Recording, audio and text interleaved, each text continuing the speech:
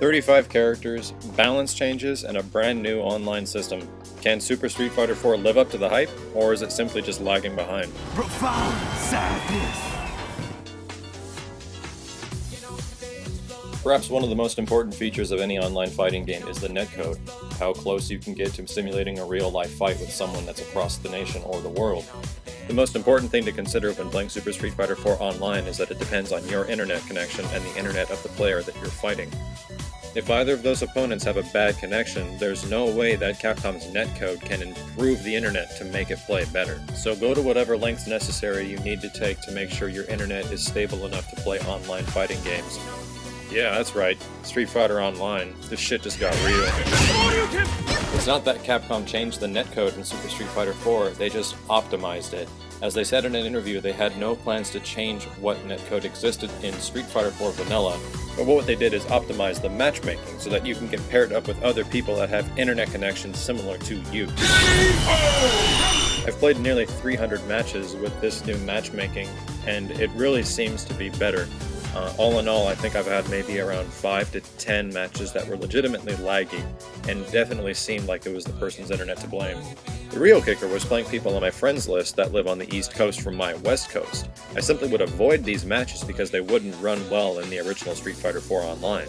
However, in Super Street Fighter 4, the same opponents show up as 4 green bars, and those games have been almost virtually lag-free, very little input delay. One of the first things you'll notice when signing in online is that player match is now gone. It's been replaced with endless battle.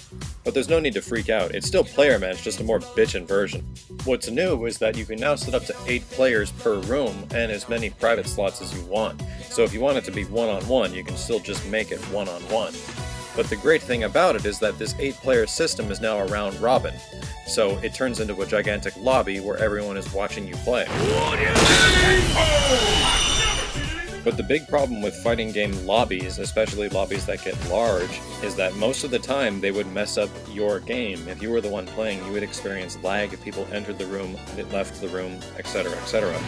However, in Super Street Fighter 4, whether people are leaving the room, entering the room, or watching your game, it doesn't seem to affect your game at all. It's a really smooth experience.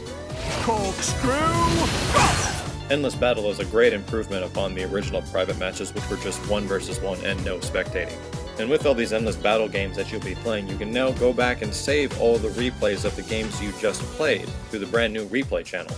In the replay channel, you'll be bombarded with a full set of options ranging from all the previous Street Fighter cast iterations in the middle.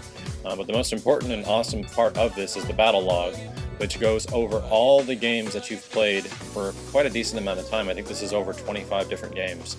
And throughout each one of these games, you can play the replay, save the replay, and then upload it to your channel. Then from your channel, it turns into a viewing lobby of 8 people, kinda similar to Endless Battle. So now if you pulled off Fei Long's Infinite against Jury and no one believes you, you can now prove it to your friends. Team Battle's a lot of fun because you get to communicate with the players on your team and the players on the opposing team. A lot of smack talking and a lot of action. You'll then configure the order of the players on the team, up to 4 players total. You'll want to be putting your best guy last, trust me. Eventually, player by player, the game goes down unless one person on your team completely OCVs the other. It's kind of annoying that you won't get to play in those situations, but it is a victory. Congratulations! And last but not least is Ranked Battle, but you'll notice there's now 2 different sets of points for you to earn, player points and battle points. Battle points is really similar to what the Japanese initially did with the Street Fighter 4 arcade release, where character by character, you can gain points to level up that individual character. I believe there's even an achievement for getting a certain amount of points with the entire cast in the game. Player points is an overall score that judges your performance with every single character. And this is very similar to how the points were handled in the original Street Fighter 4 rankings. If you win, you'll be taking around 75 to 100 points of someone who has an equal skill level. However, if you lose, you'll be losing the same amount as well. What's nice is that your player points for your individual character don't take as much as a dive. You'll lose maybe about a maximum of 5 to 20 points on a lost round.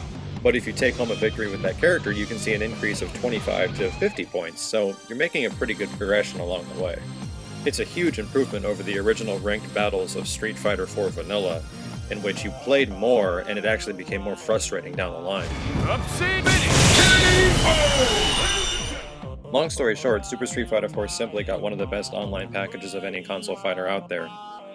It's an absolute must purchase for fighting fans, and a definite pickup for anyone who's interested in the series in the least bit. Thanks for watching, folks. Peace. Cody wins!